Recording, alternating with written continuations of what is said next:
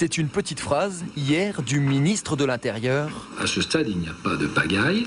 Qui a eu le don d'agacer ces automobilistes bloqués depuis le début d'après-midi sur la nationale 118. Vous savez ce qu'il y a avec pagaille, c'est pagaille indescriptible. Vous voyez, précisément là on décrit la réalité de la situation et ça démontre qu'il n'y a pas de pagaille.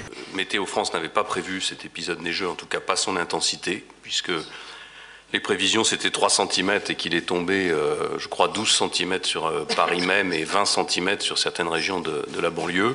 Et donc il est incontestable que les services chargés du déneigement ont été pris au dépourvu. Je ferais deux choses si j'étais dans cette situation. D'abord, je demanderais au Premier ministre des excuses publiques pour avoir négligé sa responsabilité. Ségolène Royal, Martine Aubry en banlieue, même jour, même heure, mais à distance. Tout sauf une coïncidence. Je préfère être imité que critiqué. On ne doit pas en déduire quand même que vous marquez l'une l'autre, laquelle marque l'autre. Pas de commentaire politique de niveau, voilà.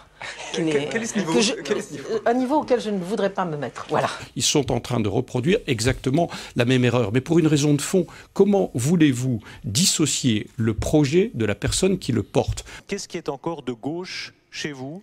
Dominique Strauss-Kahn, tout d'abord.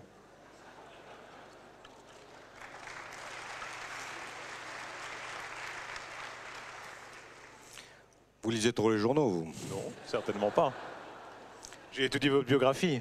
Tout.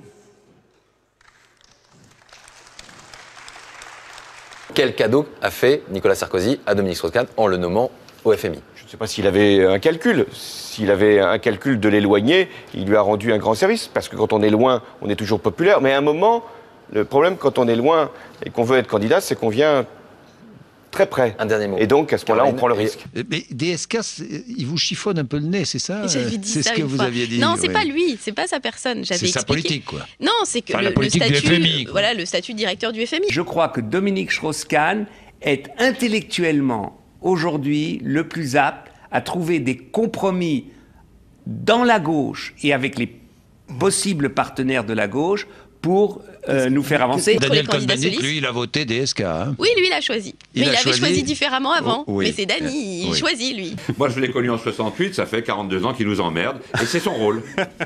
Nous serons aux avant-postes du combat de 2012. Et cette ambition, je compte sur vous pour la porter jour après jour, comme vous pouvez compter sur moi. Villepin, s'il est centriste, moi, je suis pape, hein, en quelque sorte. J'ai fait un rêve. I had a dream, disait Martin Luther King. Et ce rêve, le voici.